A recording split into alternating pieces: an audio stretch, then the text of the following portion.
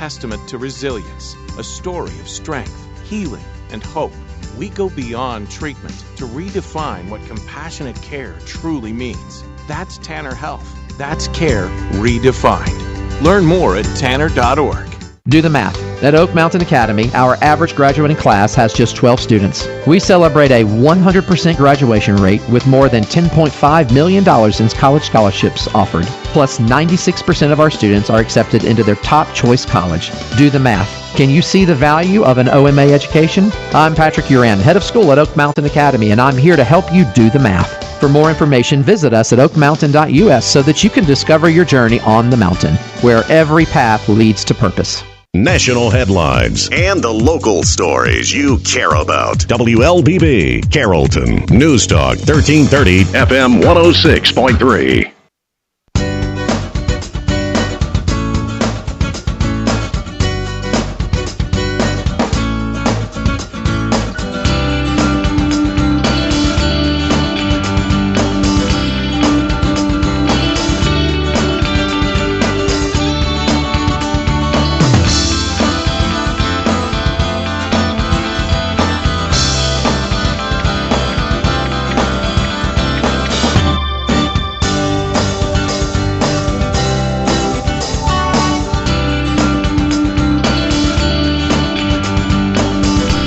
And good morning. Welcome to Community Voice. Today is Friday, January 16th, and I am your host, Josh Engel. This morning's episode of Community Voice is currently being live streamed on our WLBB News Talk 1330 Facebook page. If you have any questions or comments for this morning's guest, please feel free to hop in the chat. I'd be glad to read those out. We're also live streaming on our Graddick Communications YouTube, so you can also tune in there. This morning's guest on the Community Voice, an accomplished comedian, podcaster, artist, graphic designer, stand-up comedian, and radio personality. We have Jessica Wasson-Crook.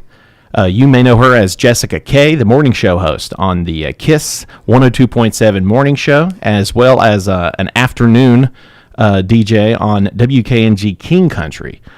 Jessica, good morning and welcome to the Community Voice. Good morning. It's really weird to be here, but a good weird. Well, I thought it was really cool you could voice track out the rest of your show and join us today. This is following a trend of having, we celebrate all these different voices and personalities in the community, but we rarely have our own peers, our own cohorts, the Graddick Communication family on the program to hear their stories and talk to them. We had Tex Carter earlier this week, and what a cool show. What a cool guy he is, right?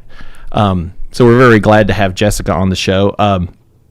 Jessica, I gave you sort of a loose skeleton of an origin story, but why don't you tell us a bit more about you? It all starts in Wichita, Kansas. Yes, it does. Wichita, Kansas. That is where I was born. I was raised outside of Andover, Kansas, between Benton and Andover, so some would say Bendover. So I was there, grew up out in the country on Tumbleweed Road, and was real close to my grandparents, and got a great mom and dad, got a bro, got a sis, went to Wichita State University, Wichita, graduated. Took me a while to figure out what I wanted to do as far as my degree. I thought for sure I was going to be a teacher. I thought I was going to teach speech and theater. I thought for sure that's what I was going to do. Is that what you were studying in school? Yes, that's what I was studying at Wichita State, and then I started checking out somebody else's homework, and I thought, well, I really like your homework, and got involved with the graphic design program, got accepted into the program at Wichita State, and they only allow 20, and so that was my 4-year degree. And once I decided on graphic design, I went full 4 years and graduated with my bachelor's. I met some folks while I was at school, in art school, and started doing comedy. I found somebody to write for me because I thought that was very scary. I wanted to be on Saturday Night Live as a kid, and so I didn't know how to accomplish that. And I figured with graphic design, maybe that could help me. It's not something that I necessarily was really good at naturally. And so it was definitely a skill that I had to hone and learn. Graphic design. Yeah, graphic design. But you were a natural comedian. I mean, at birth, I feel like. Yeah. So as far as like comedy goes, like I don't really think that I'm necessarily a good stand-up comedian. That I stopped doing that basically after COVID. I think everybody can understand why. Kind of just reevaluate what's important to you. Being on Saturday Night Live kind of took a back end because just there's a lot of unrest in the world, and I thought I don't want to be in New York, and I landed in Carrollton randomly just to be an entertainer simply, and so I'm a little scattered because my story is just so scattered. Yeah, I mean, I feel like over the years I've got to hear a lot of your story, and there's a lot of in each experience is lends itself as an ingredient into who you ended up becoming. You know, all these different jobs. You know, you've done work. You know, like freelance photography, graphic design.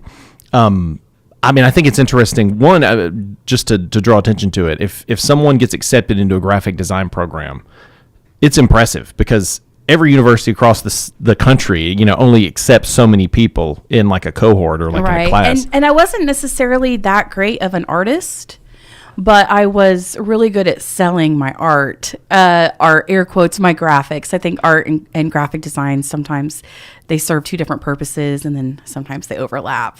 And so I was making, in my opinion, you know, more commercial art and was able to sell that. So I was interested in marketing that program, but the further I got into that program, I was like,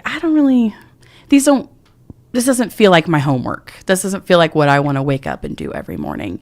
And so being an entertainer and graphic design, that's always kind of been my two loves. And I've always tried to balance those things out. Sometimes I get really tired of designing and don't want to look at it at all.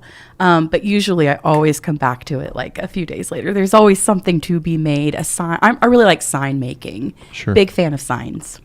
And, you know, I could see how that would be a valuable skill if you were exploring stand-up comedy, you know, many years ago, because I mean there's a whole underworld of like homemade posters for like bands. You know, you go to Athens, you're going to see posters all over the place that you know, kind of like a designer put together for a band they're probably in. Yeah. You know? Well, I found that in doing stand-up comedy in Wichita, that those folks didn't know how to market. Maybe they could draw, but they didn't really know how to market the show. And I kind of came in on a really dull scene because the club had been closed to move to another location. And so we were just kind of making the best of these dive bars. And I had friends from school that wanted to see me do this, that believed in me, which makes me want to cry. And they showed up. Oh, wow. And so I thought, whoa, like people are showing up. And so I was able to start bringing a crowd for these comedians who just did not know where to go next. Now social media is available, so they just kind of bring their cameras, kind of like what you have set up here, and they're able to be their own marketing genius, you know, because... but anyhow, and then some of them didn't know how to design. And so I was able to kind of bring the art world and the comedy world together, and we all work together. So in your time, you know, being a stand-up comedian, traveling, where all did you perform? So I would say in the Atlanta area, so people can get a little familiar territory there. And I was no hotshot. I was really just kind of moved out here and just started putting myself out there and meeting people. But the Laughing Skull opened up for Iliza Shlesinger back in 2018. I've worked the Strand. I've worked the Punchline a couple of times. And that's just kind of more on your local level. Printer's Ale Manufacturing Company. I brought comedy to Printer's Ale. So that's been going on so I worked at Printers for 6 years, and that's what brought me out to Carrollton. I had initially put my resume to New York, and Greg Smith found my resume online and said, I know it's not New York, but how about Carrollton? Pretty much the same thing, really. Yeah. And I had heard of Carrollton before because I had worked at a sign shop in Canton prior to being out here. And I had a woman who worked at the Quilt and Textile Museum as a volunteer, and she just wanted some graphics on her window. So I'd heard of Carrollton, and I thought, well, she's like 85, 86. If she's driving that far, I bet you I could do that. And I was commuting from Ackworth to Carrollton. Then I kind of fell in love with the area and decided to move out here, and I loved the job. And so, yeah. You worked at Printers for a while, and then you found someone else to love. You found your now husband. Yes, I did. An absolute G. What a sweetheart he is, Garrett. So you met him through your time working at Printers Ale. Kind of, yeah. So, actually, YES, yes, not kind of. I did meet him through Printers Ale, through my coworkers. I didn't know anybody here at all. I just moved here. And I only had my coworkers. We went and visited Shout out a client. to Carol. Yeah, we visited a client, and that fella came out, and I was like, well, who's that guy? And they're like, yeah, it's Gary. He's a good guy. I was like, oh, okay. All right. He's a good guy. Are you sure?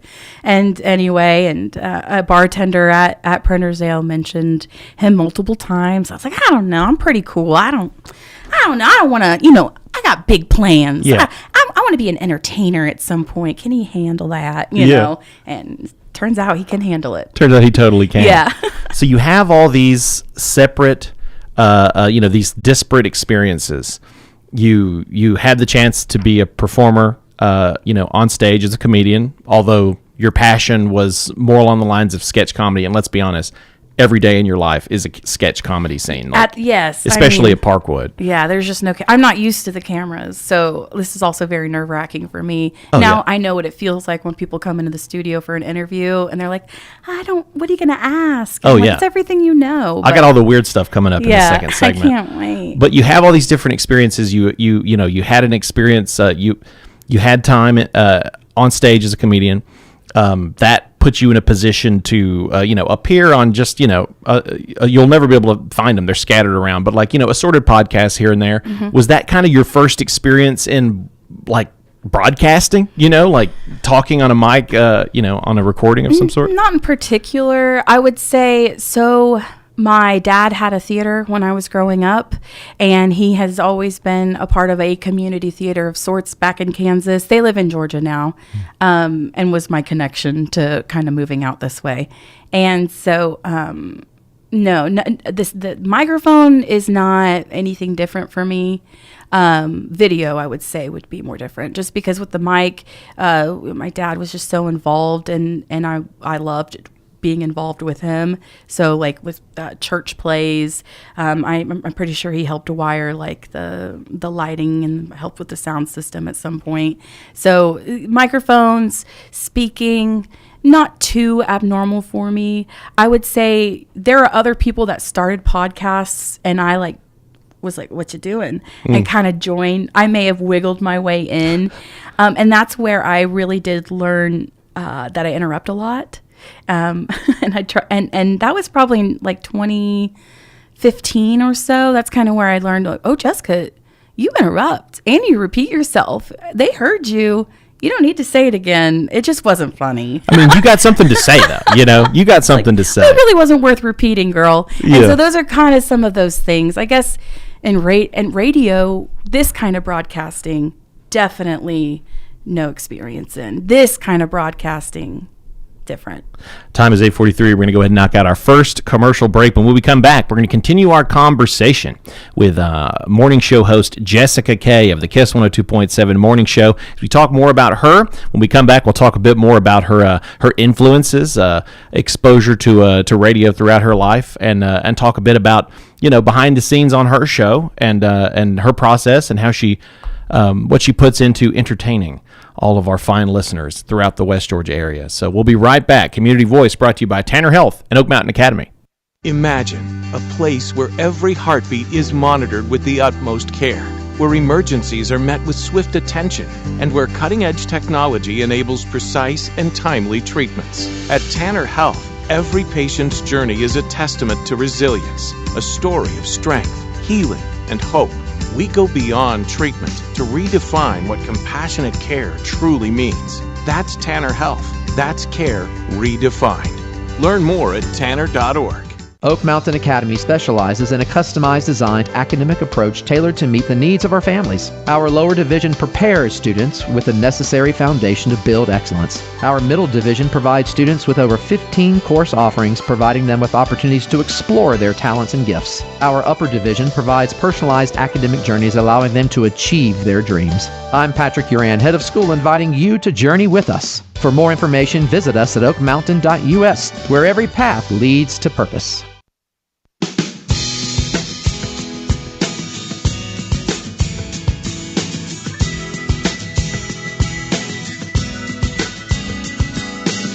And we're back to Community Voice. I'm your host, Josh Engel. Today's Friday, January 16th, and we're ending the week off on a bang. If you're just tuning in, we have Jessica Wasson-Crook, a.k.a. Jessica K. She's the morning show host on KISS 102.7, as well as an afternoon DJ on WKNG King Country. If you're just tuning in, be sure to check out the podcast of this episode, which will be uploaded to this station's website, as well as greatacommunications.com. You can check out the Facebook live stream, which is currently going down on the WLBB News Talk 1330 Facebook page. You can also check out the Greater Communications YouTube to check out the feed. So if you have any questions or comments for Jessica, I know she's got lots of fans. They call in all the time. Feel free to throw a little something in there. Jessica, let's get right back into it. So we talked. We had a chance to talk a bit about your experience in stand-up comedy.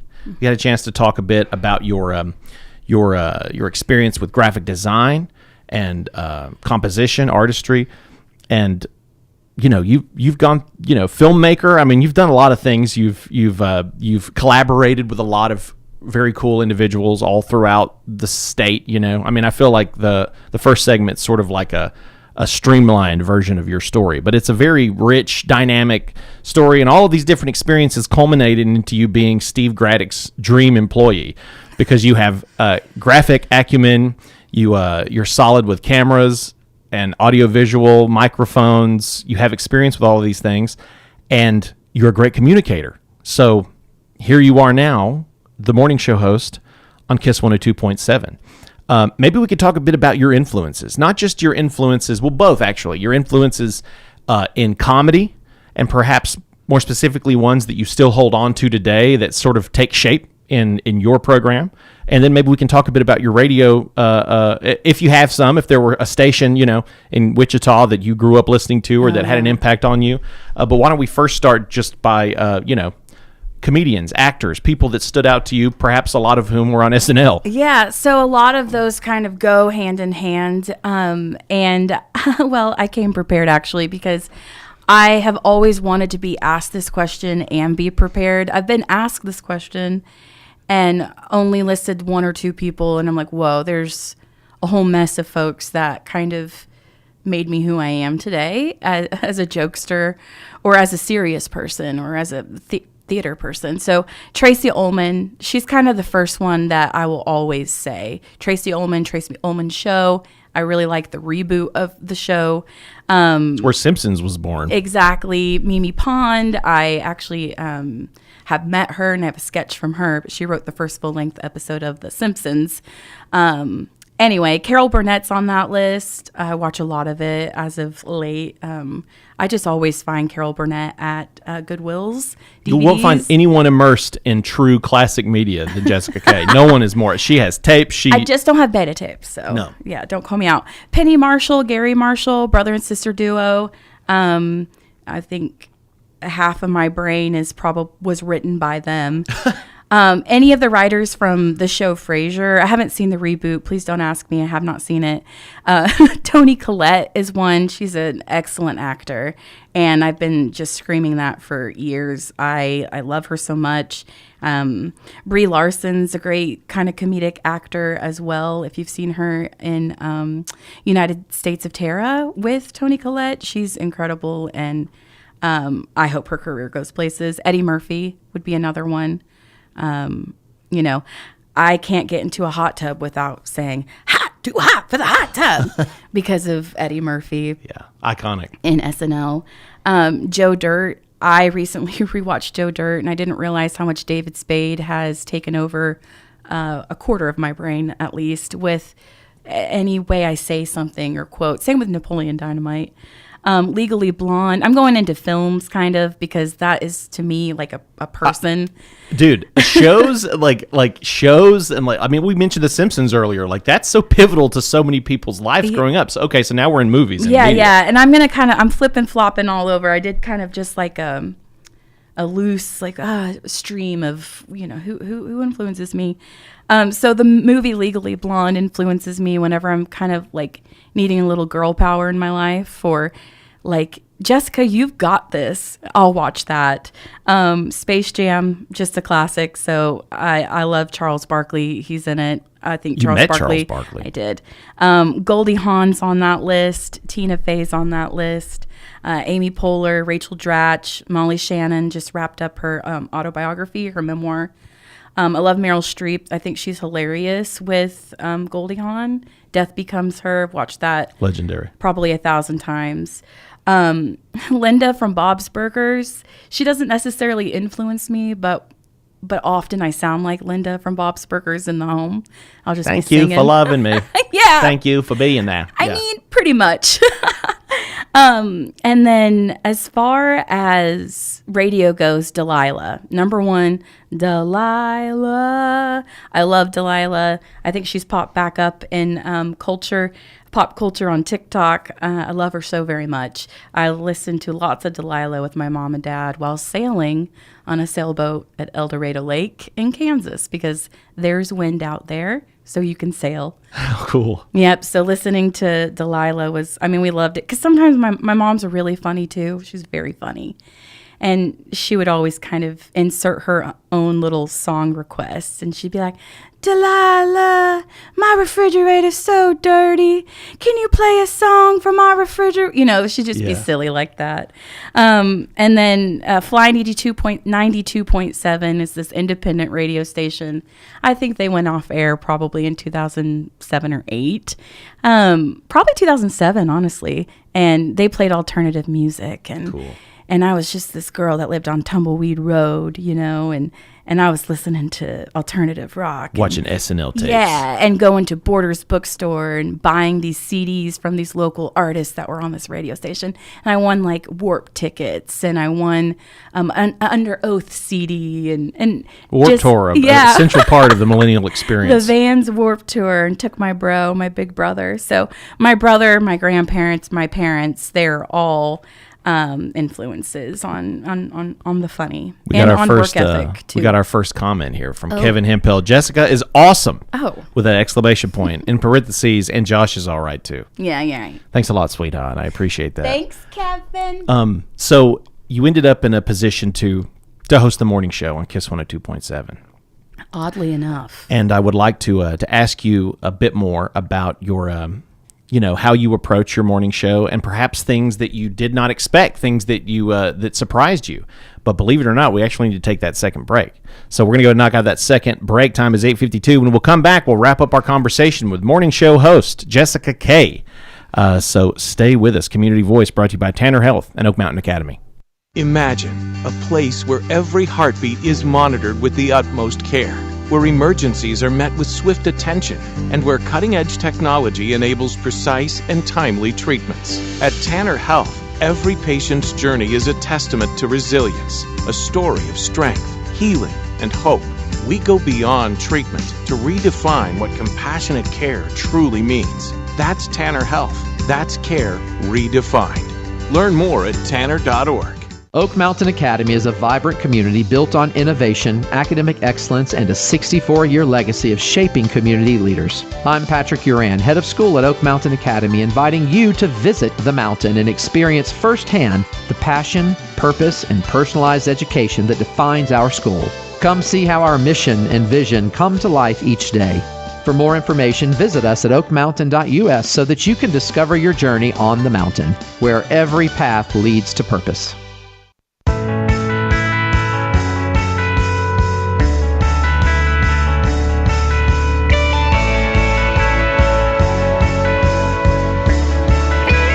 we're back to Community Voice.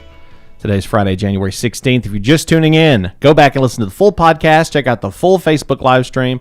Check out this interview with Jessica Wasson-Crook, a.k.a. Jessica K., the morning show host on KISS 102.7. Got some more comments that have rolled in here.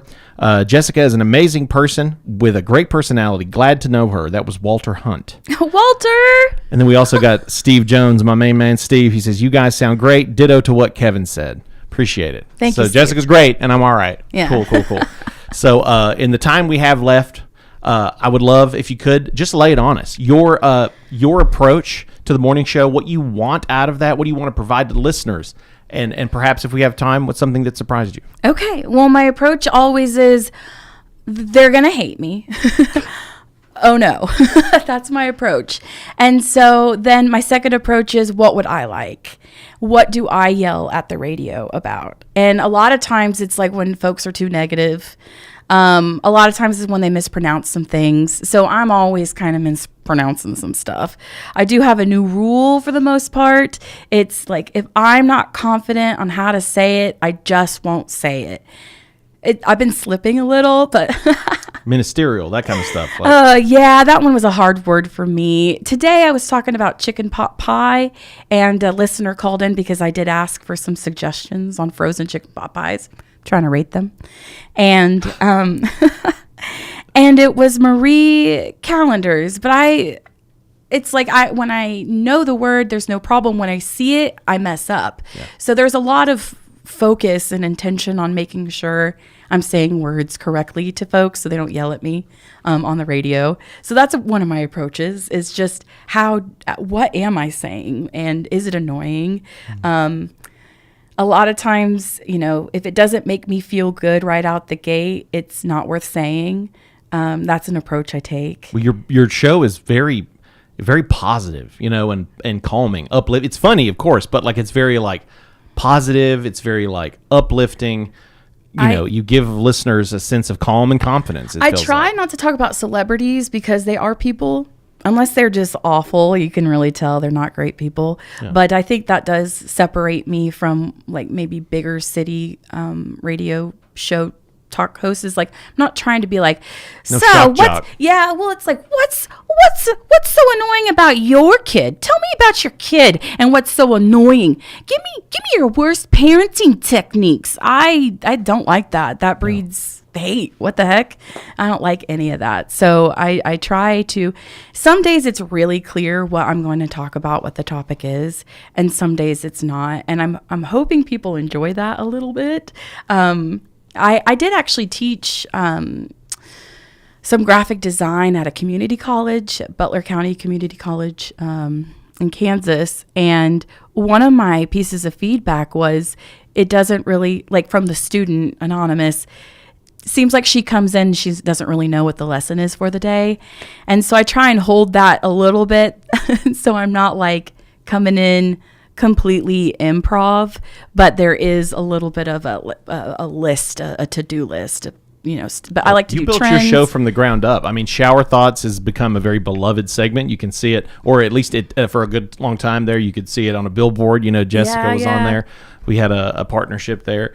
And I mean, you've created segments and concepts that people hadn't really been exposed to before. But it's all very uplifting, very happy, very positive, very fun. Mm-hmm. And you've had some pretty great 2 minutes left. You've had a tremendous response. I mean, I love hearing voicemails from fans that are calling in and people that have won some of your Jessica K Morning Show edition shower gels, which is such a fun giveaway idea. I mean, you are having a big impact on people. Thank you. Yeah, I had someone call in yesterday and asked to pray over me, which I thought was interesting. That's never happened to me before, quite like that. And so I'm doing something right. I told my parents, I don't know, where I'm headed in the next 10 years, but I know that I'm on the right path.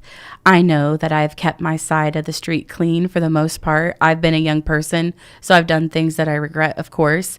But I'd say right now I'm in just a really good position. I like the people I work with. I like the owner a whole bunch. He's a very nice feller. And so I appreciate I am not the typical hire. I am no one's typical hire. So anyone that's ever had me in their office or has listened to me, I appreciate them for kind of seeing I'm a little different, but I'm happy, glass half full, always good intentions. Well, we're down to 1 minute left. Obviously, we could have gone on for another 2 hours, I feel like. So this is part one of hopefully many installments. Well, as we unpack your story and learn more about you, where can folks tune into you? We have a little under a minute left. Where can folks tune into you and keep up with your show? Yeah, so kiss1027.com if you need to stream it. Obviously, I want you to go buy a radio right now. Radio is so important. Go buy a radio, tune in to 1027.com or WKNG also. 101.9, 93.7 AM.